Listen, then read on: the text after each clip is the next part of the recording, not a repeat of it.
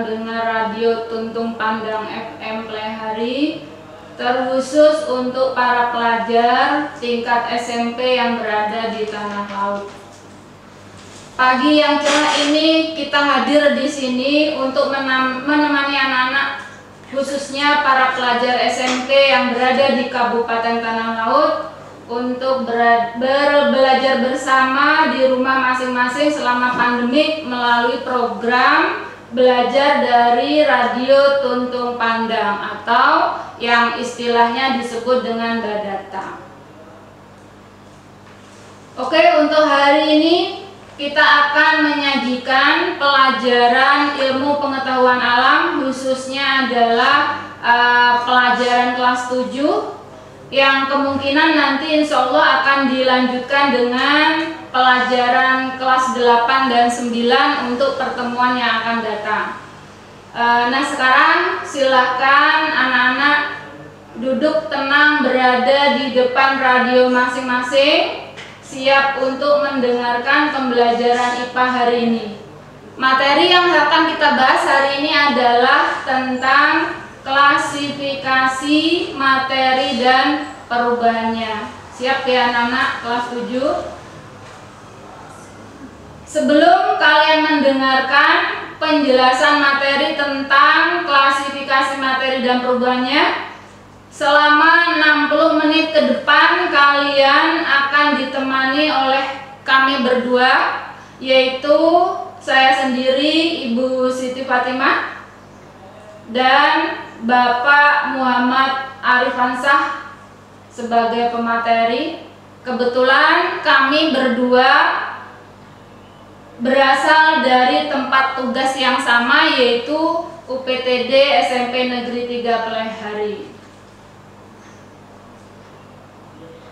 Sebelum materi pelajarannya dijelaskan oleh Bapak Arifansah, terlebih dahulu alangkah baiknya Bapak Arifansah untuk memperkenalkan dulu kepada anak-anak didik kita yang di rumah agar lebih kenal, karena kata pepatah kalau tidak kenal maka tidak sayang.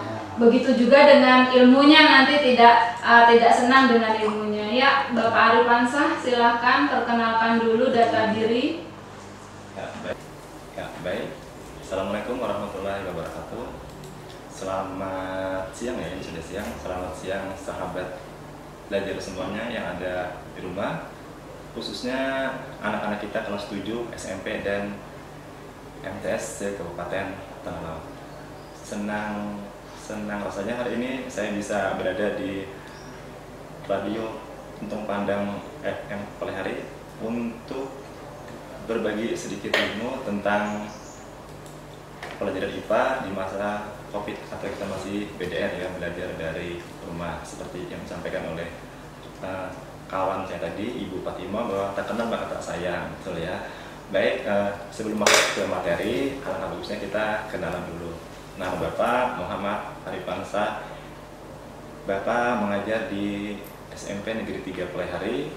Dulu sebelum mengajar di sana juga mengajar di SMP Negeri 1 Takisung. Terus kita mutasi ke SMP Negeri 3 Plehari dari tahun 2017 sampai sekarang. Kalau bidang yang kita ajar hari ini adalah bidang IPA. Mungkin itu Bu, saya kembalikan ke Ibu Fatimah sebelum masuk ke materi. Oke, terima kasih pada Bapak Arif. Semoga anak-anak yang di rumah bisa nanti berkenalan lebih jauh dengan Bapak Arif. Beliau aktif di MGMP IPA Tanah Laut. Mungkin kalian sudah tidak sabar lagi menanti pemaparan materi tentang klasifikasi materi dan perubahannya. Silakan Bapak Arif untuk melanjutkan penjelasan materi tentang klasifikasi dan perubahannya. Terima kasih kepada saya Ibu Siti Fatimah. Baik anak-anak, hari ini kita akan memulai pelajaran tentang IPA, yaitu materi tentang klasifikasi zat dan perubahannya. Nah, Bapak ingin bertanya dulu, bagaimana kabar kalian di rumah selama belajar PDR ini? Terutama tentang pembelajaran IPA ya. Mungkin ada yang sudah bosan mungkin Sedang belajar IPA di sekolah. Nah, di sini kita akan coba belajar IPA walaupun dari jauh, tapi kita tetap tidak menghilangkan nilai dari pembelajaran IPA itu. Seperti kita ketahui, anak-anak belajar IPA itu akan lebih mudah kalau kita mengalami langsung atau kalau di sekolah kita melakukan percobaan atau praktikum langsung. Sebetulnya belajar IPA bagi anak-anak bisa tetap melakukan kegiatan praktikum yang simpel atau yang sederhana yang memang bisa kalian lakukan di rumah. Seperti materi hari ini, yaitu klasifikasi materi dan perubahannya. Baik, anak-anak silakan siapkan buku pelajarannya. Kalau bagi yang ingin menulis atau mencatat atau juga bagi yang ingin bertanya, silakan. Baik, mungkin anak-anak sudah pernah belajar di SD ya tentang materi Z ya. Kalau mungkin Ibu Fatimah juga pernah kan belajar, sudah pernah mengajari anaknya kan, anaknya kebetulan kelas 6 ya Bu ya, kelas 6. Nah, di SD juga sudah ada tentang Z ya, seperti kita ketahui bahwa Z itu berdasarkan wujudnya terbagi menjadi 3. Yang pertama adalah benda yang berwujud padat, misalnya seperti ini. Ini adalah contoh benda yang berwujud padat ya. Kemudian juga ada benda yang contohnya berwujud cair. Kebetulan di dalam gelas ini juga ada benda yang berwujud cair, yaitu air misalnya. Nah, kemudian yang ketiga adalah benda yang berwujud gas. Dalam hal ini misalkan benda udara yang di sekitar kita. Nah, anak-anak mungkin itu semua sudah pernah belajar di SD. Baik, sebelum masuk ke materi utamanya, kita akan mengingat sedikit tentang materi pelajaran SD yang pernah kalian pelajari. Itu sifat-sifat dari zat padat, cair, dan gas. Oke, mungkin Anda yang sudah tahu apa itu artinya zat, anak-anak? Z atau materi. Materi adalah segala sesuatu yang menempati ruang dan juga memiliki massa. Jadi zat itu dia menempati sebuah ruang atau memiliki tempat dan juga dia juga memiliki massa di sini ya. Oke, massa adalah besar pokok. Baik, di sini kita akan melihat salah satu sifat dari zat padat yang akan Bapak praktekkan atau Bapak peragakan. Ya. Ketika kita menaruh pulpen ya, pen di atas tangan, maka bentuknya seperti apa? Ibu Fatimah tetap tidak ada perubahan. Tetap tidak ada perubahan. Tidak Jadi ada bentuk pulpen ketika kita taruh di atas tangan, bentuknya akan seperti pulpen tetap. Kemudian ketika saya pindah Ibu, misalkan pulpennya saya taruh di atas mangkok, bentuknya akan tetap tidak ada perubahan seperti bentuk asal ya, pulpen yang panjang. Ya, tetap tidak ada perubahan. Berarti salah satu ciri atau sifat dari benda padat adalah dia bentuknya tetap atau tidak berubah. Walaupun kita taruh di manapun dia tetap. Ya. Kemudian yang kedua saya akan mencontohkan praktik sederhana yaitu tentang sifat dari zat cair. Saya ambil contoh air ini. Saya akan menuang air.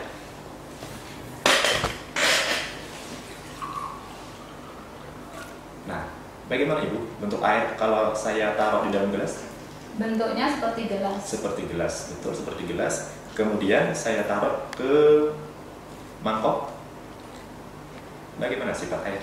Akan berubah bentuknya sesuai dengan tempat, yaitu kayak mangkok. Nah, itu sudah menunjukkan anak-anak bahwa zat cair itu wujudnya itu dia akan mengikuti bentuknya akan mengikuti wadah atau tempat yang dia tempati. Seperti tadi, misalnya ketika kita taruh di dalam gelas, maka wujudnya akan seperti gelas. Bentuknya akan seperti gelas. Ketika kita taruh di dalam mangkok, maka bentuknya akan seperti mangkok. Nah, itu sebetulnya anak adalah salah satu contoh praktek yang memang bisa kalian lakukan di rumah. Ya. Kalau untuk gas, misalkan gini, gas itu, misalnya kalian punya balon, tahu dong dengan balon ya, anak-anak kecil punya senang main balon ini. Terus anak-anak yang kelas 7 pasti masih senang main balon. Balon itu ketika kita tiup, dalam hal ini kita isi dengan udara. Maka bentuk balon akan bentuk udara akan seperti balon. Seperti balon. Bulat seperti iya, balon. bulat seperti balon. Itu juga merupakan salah satu sifat dari zat gas, yaitu dia juga mengikuti bentuk atau wadahnya di mana dia menempatinya. Ya. Itu sebagai materi pengantar sebelum kita masuk ke materi selanjutnya. Baik, anak-anak, seperti yang sudah Bapak sampaikan tadi, bahwa zat itu berdasarkan wujudnya ada 3 benda padat, misalkan pulpen, gelas, atau yang ada di sekitar kita, kemudian benda cair dan juga benda gas. Nah, kemudian apakah setiap benda itu akan mengalami wujud yang sama? Nah, itu pasti akan menjadi pertanyaan setiap anak, biasanya apakah wujudnya akan tetap ataupun juga sama. Nah, ini sebetulnya dalam kehidupan sehari-hari kita juga sudah kita jumpai, sudah kita temui dalam kehidupan sehari-hari. Bisakah benda itu berubah wujud, misalkan dari padat, cair, atau dari cair menjadi gas? Bagaimana? Bisa? Atau tidak, Ibu? Bisa. Oh, bisa, pasti kan bisa. Oke. Kita cut sebentar, anak-anak. Jadi penjelasan Bapak Arif tadi tentang wujud zat itu ada 3, yaitu yang harus kalian ingat. 1 adalah zat padat, tadi sifatnya dia tidak bisa mengalami perubahan bentuk dimanapun dia berada. Kemudian yang kedua adalah zat cair. Zat cair tersebut akan berubah sesuai tempat yang ditempatinya. Kemudian yang ketiga adalah gas. Mungkin dari penjelasan awal tadi ada anak-anak di rumah yang belum paham, silakan kalian bertanya melalui WA yang sudah, SMS yang sudah nomornya disebutkan oleh operator tadi. Silakan, kami tunggu sebelum kami melanjutkan materi yang selanjutnya.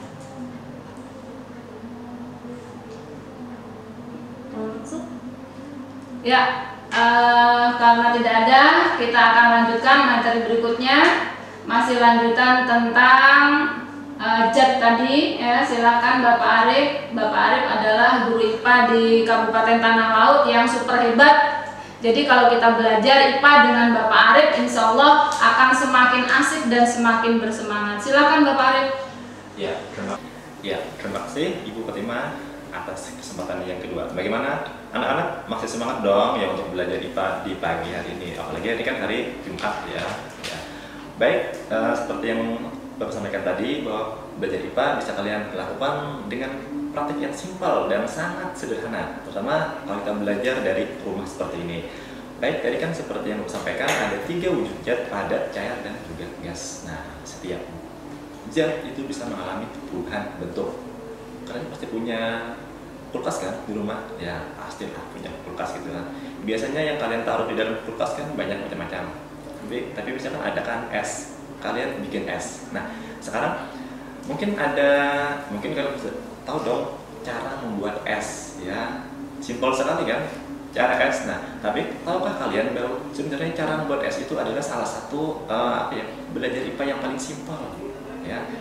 Bagaimana cara membuat es? Langkah pertama adalah air kan, air yang sudah masak, masukkan ke dalam wadah, ya. Kemudian kita masukkan ke dalam kulkas, terus kita dinginkan sampai waktu-waktu tertentu. Kemudian apa yang terjadi? Nah, pasti air tadi akan berubah wujudnya menjadi es yang kita namakan es. Nah, itu salah satu contoh ya perubahan bentuk, yaitu dari cair menjadi padat. Nah, dari cair menjadi padat itu namanya adalah membeku. Mungkin kalian juga sudah pernah belajar di SD. Nah, sekarang bisakah kalau wujud zat itu berubah lagi? Tadi kan dari cair menjadi padat. Nah, sekarang apakah bisa dari padat kembali menjadi cair? Nah, ini bisa kalian lakukan lagi. Nah, dari yang es yang sudah kalian buat tadi, kalian keluarkan dari kulkas, kemudian kalian taruh aja di atas piring. Biarkan apa yang terjadi. Apa Bu yang terjadi biasanya, Bu? Es pasti akan mengalami pencairan. Ya, es akan mengalami pencairan. Nah, jadi dari 2 hal itu kalian sudah bisa membuktikan sendiri bahwa benda itu bisa mengalami perubahan wujud. Misalkan dari padat ke cair, cair ke padat. Ketika cair menjadi padat, itu namanya adalah membeku. Ketika dari padat menjadi cair, namanya adalah mencair. Nah, itu salah satu contoh perubahan wujudnya. Nah, apakah hanya dari padat ke cair saja? Oh, ternyata juga tidak. Benda itu juga bisa mengalami perubahan, misalkan dari cair ke gas, atau dari padat ke gas. Kita ambil contoh ya, simpel saja. Misalkan kalian di rumah punya lemari, nah biasanya ada pakaian, terus biasanya ibu kalian melakukan apa kalau di dalam pakaian itu biasanya ada apa? Kamper ya. Atau bahasa kita apa? Kapur barus. Ya, nah kapur barus itu wujudnya apa? Padat. Nah, ketika kita biarkan, maka bentuknya gimana nanti? akan menjadi gas karena menimbulkan aroma mengecil ya Bu ya? Mengecil ya, mengecil. Nah, berkurang. kemana dia? Menguap. Itu adalah salah satu contoh perubahan wujud dari padat ke gas. Nah, padat menuju gas namanya adalah, ada yang tahu anak-anak? ada yang tahu? Dari padat menjadi gas namanya menyublim. ya, menyublim. Itu salah satu contoh juga. Nah, sekarang bagaimana? Apakah bisa dari gas menjadi cair? Bisa nggak Bu? Dari gas menjadi cair bisa. Bisa ya. Atau dari cair juga menjadi gas. Nah, bisa. ini bisa kalian lakukan di rumah. Pernah dong merebus air? Nah, merebus air. Air kalian rebus, kalian panaskan. Maka ketika sudah mulai mendidih, coba kalian akan tutupnya itu. Ada apa di tutupnya itu biasanya? Terdapat bintik-bintik air. Ada bintik air. Kalau kita biarkan, terus apa yang keluar dari air itu nanti, air kita panaskan itu? Kalau dibuka ya, berarti ada uap yang ke atas. Nah, itu contoh perubahan wujud dari cair menjadi gas.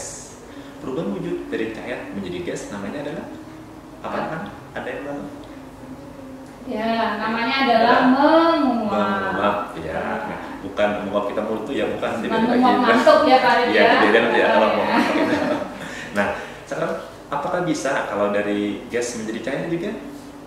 Bisa ya. Nah, kalau kalian sering bangun pagi, misalnya bangun pagi, kemudian kalian jalan-jalan yang ke luar rumah, biasanya kalian menyentuh tanpa sengaja mungkin ya, menyentuh daun-daunnya di pinggir jalan itu, maka biasanya akan terasa apa daunnya itu biasanya? Daun-daun itu terlihat basah. Ya. Nah, dari mana basahnya itu? Itu adalah dari embun yang ada di pagi hari itu, biasanya yang mulai waktu subuh itu mulai terjadi proses perubahan wujud dari gas menjadi cair. Nah, peristiwa perubahan wujud dari gas menjadi cair itu dinamakan sebagai mengembun namanya. Nah, bagaimana anak-anak kelas 7 semua mudah kan belajar IPA itu, walaupun dilakukan secara daring atau secara online, belajar IPA itu bisa kita lakukan atau kita praktekkan langsung di rumah dan memang ada dalam kehidupan kita sehari-hari. Oke? Baik, mungkin ada yang ingin ditanyakan dulu anak-anak, silakan sambil melihat buku-bukunya lagi tentang perubahan wujud Z. Oke, kalau tidak ada yang ditanyakan, mungkin Ibu sedikit mengulang dari perubahan wujud zat tadi, bahwa zat yang jenisnya ada 3 tadi bisa mengalami perubahan wujud.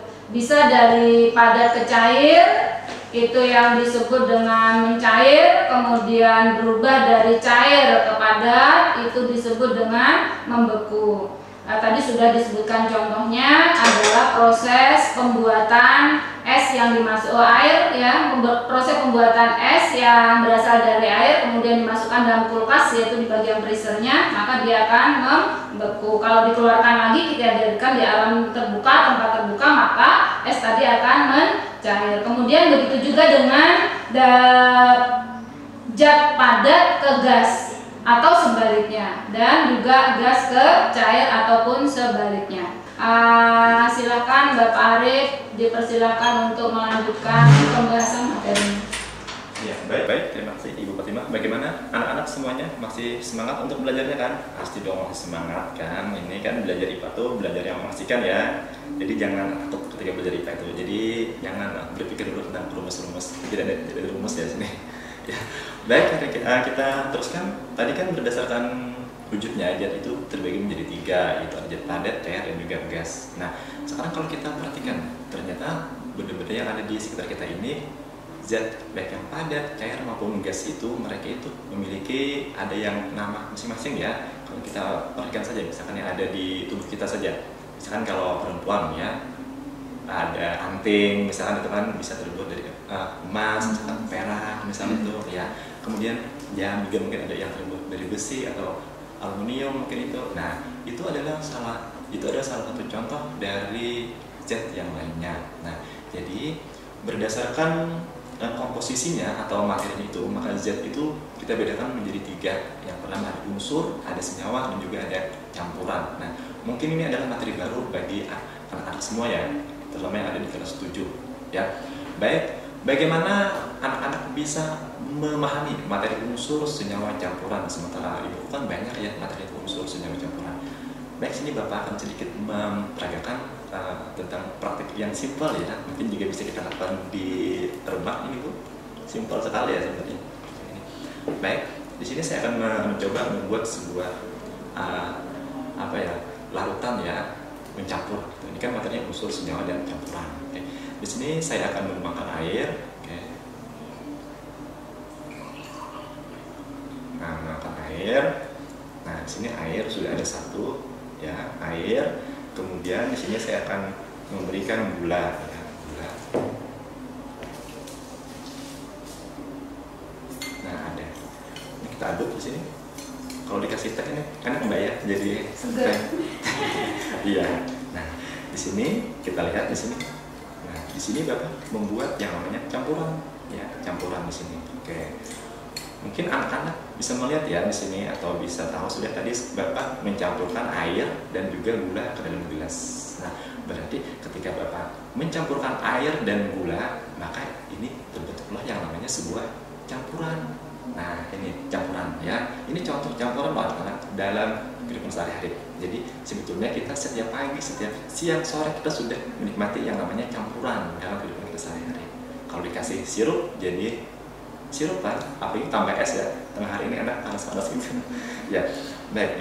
Sekarang kalau kita ingin mengetahui sifat dari campuran itu seperti apa, nah sekarang kita lihat dulu.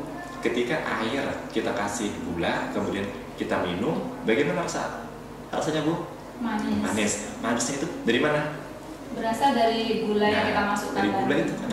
Berarti salah satu sifat campuran adalah dia masih ada sifat zat penyusunnya, yaitu dalam hal ini adalah gula. Kalau kita kasih garam akan terasa asin kan? Nah itu contoh dari campuran. Nah itu satu sifat. Kemudian yang kedua, tadi saya menambahkan airnya dengan gulanya sama atau tidak ukurannya?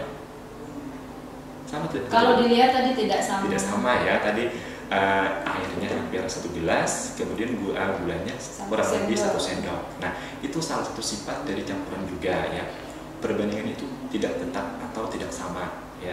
Kalau sama kan nanti bagaimana jadinya? Misalkan air 1 gelas, gulanya mesti harus 1 gelas kan tidak akan menjadi campuran kan itu. Nah jadi itu salah satu juga sifat dari campuran, yaitu dia memiliki perbandingan massa yang beda, yaitu di sini air dan juga gula. Sama ya, contoh simpel lainnya misalnya kita buat kopi itu. Kopi itu kan contoh campuran juga. Ada air, ada gula dan juga ada kopi. Bisa kita lihat bagaimana perbandingan kopi, air dan gula kan tidak sama itu. Air panas 1 gelas, gula mungkin 2 sendok, kopinya 1 sendok. Nah itu contoh campuran. Jadi perbandingan massanya itu juga berbeda atau tidak sama. Nah kemudian kalau campuran nanti akan dipelajari lebih jauh ya, macam-macam campuran. Kalau hanya pengantar dulu unsur, senyawa dan campuran. Nah kembali ke larutan ini tadi ya, bagi anak-anak yang live di Instagram bisa melihat ini. Nah di sini Bapak tadi mencampurkan air ya, air dan juga gula. Nah berarti larutan atau campuran gula ini tersusun dari 2 jenis zat kan, air dan gula. Nah sekarang air yang kita tuangkan itu dengan gula yang kita tuangkan itu adalah contoh dari senyawa namanya itu.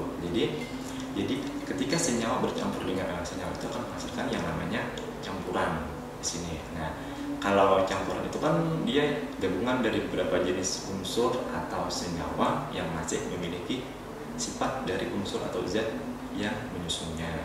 Nah sekarang kalau senyawa itu kan yang menyusun unsur yang menyusun campuran. Nah dari sini kelihatan bahwa senyawa yang saya maksudnya adalah ada air dan juga ada gula.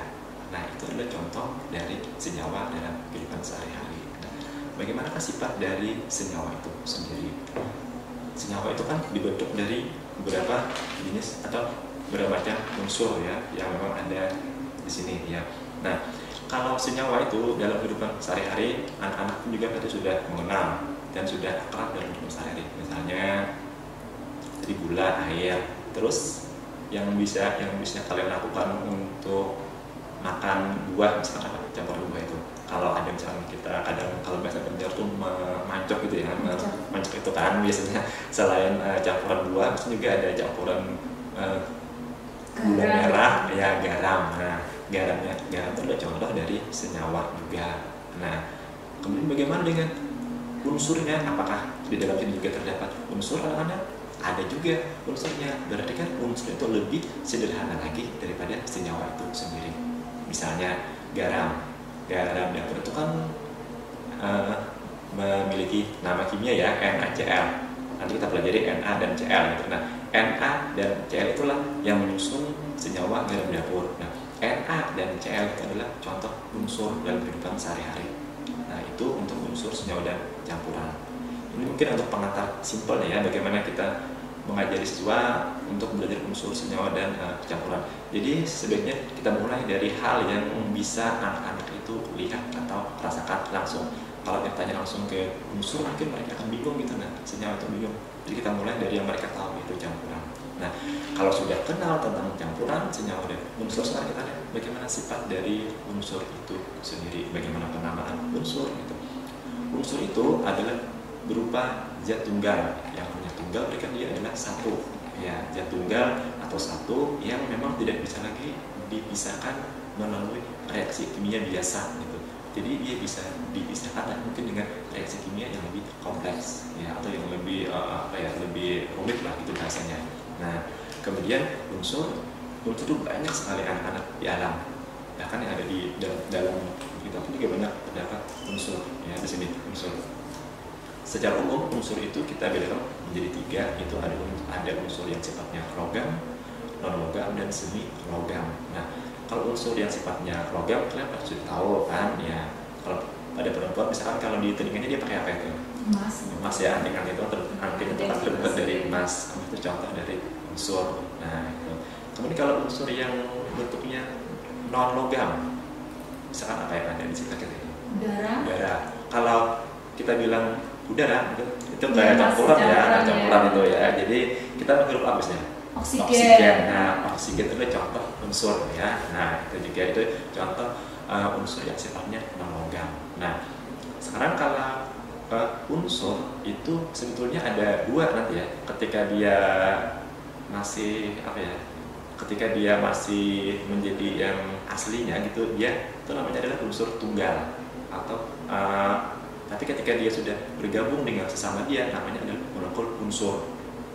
Misalnya, kalau saya ambil contoh, misalnya di sini adalah oksigen. Ya.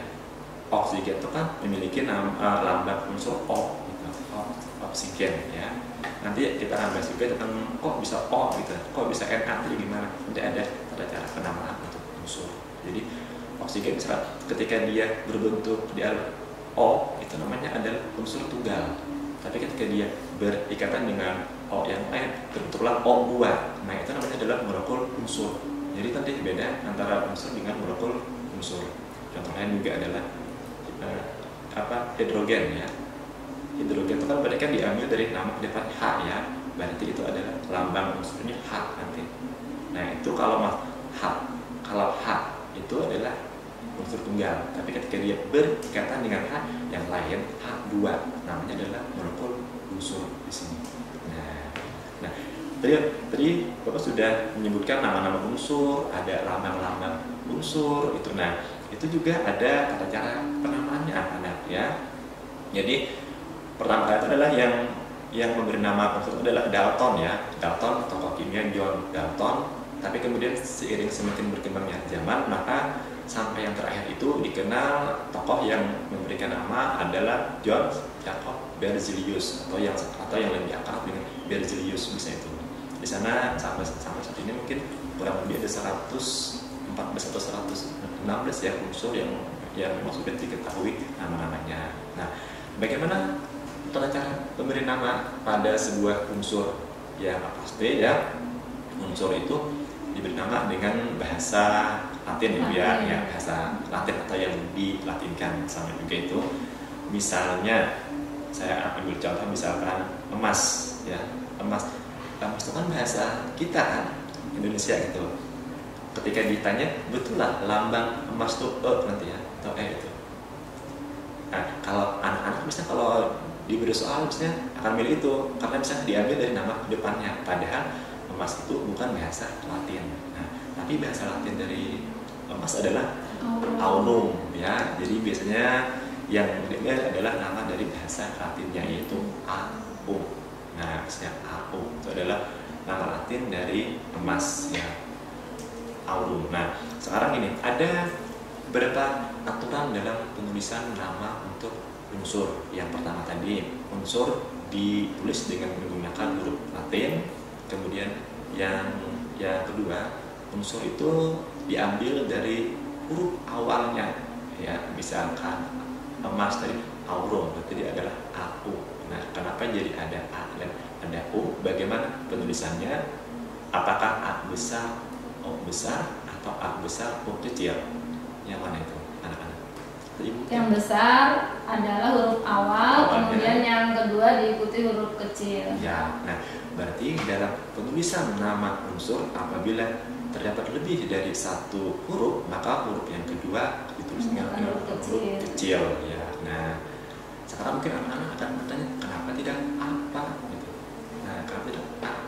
Nah, mungkin unsur yang lain juga ada yang lambangnya A gitu. Nah, makanya jadi unsur yang lambangnya A itu dia ditemukan lebih dulu, kemudian emas sesudahnya. Jadi kan namanya aurum, gak mungkin kan A juga kan sama kan, jadi diambil dari huruf yang keduanya itu. Nah, itu contohnya. Misalnya contoh lain lagi ya, misalnya ya besi. Nah, besi juga ini kan banyak kita temui dalam kehidupan sehari-hari. Besi itu kalau kita ambil nama lambangnya B, benar B itu? Salah ya? Iya, karena besi bukan nama Latin, itu adalah bahasa Indonesia kita. Nah, besi itu memiliki nama Latin ferrum ya, berarti F.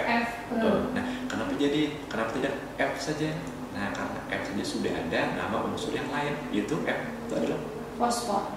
Ya, fosfor ya, ya itu sudah ada. Nah, sehingga berarti antara fosfor dengan ferrum duluan fosfor, sehingga diambil yang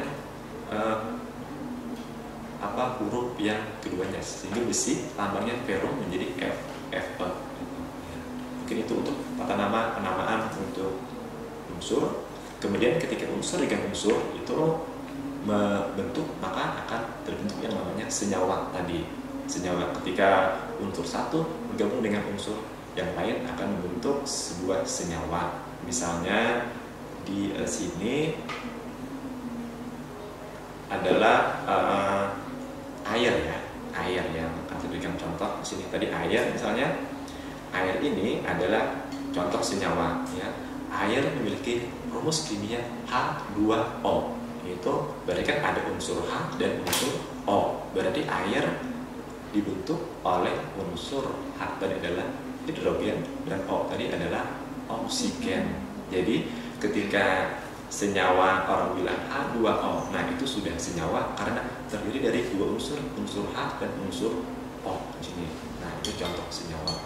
Kemudian contoh lainnya, garam dapur misalnya. Garam dapur juga termasuk contoh senyawa di sini. Misalkan garam dapur atau bahasa Banjarnya uyah ya. Uyah kalau uyah sebenarnya. Bahasa Banjarnya uyah, dan bahasa Ipan juga ada NaCl. Nah, Na dan Cl, berarti kan N-nya besar, A-nya kecil. Itu namanya adalah natrium ya. Kemudian Cl, C besar, L juga kecil. C itu Cl klorin, bahasanya klor. Jadi mereka itu bergabung membentuk senyawa yang namanya natrium klorida.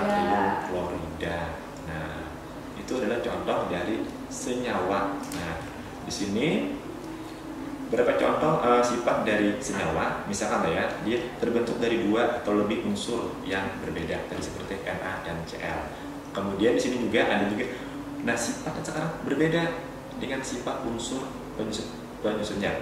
Kalau mungkin anak-anak mungkin di SMN ya, Na itu kan sangat reaktif ya. Na itu dia itu tidak bisa tersentuh air, maka dia akan langsung meledak ya.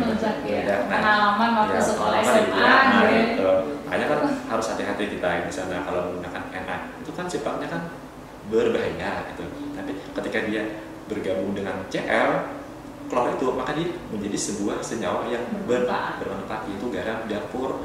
Nah, memang sifat berbahaya dari Na itu kan sudah hilang ketika dia bercampur. Nah, itu contoh dari senyawa NaCl. Kemudian seperti lain juga senyawa juga dapat diuraikan menjadi beberapa macam unsur yang lain. Oke, mungkin itu dulu.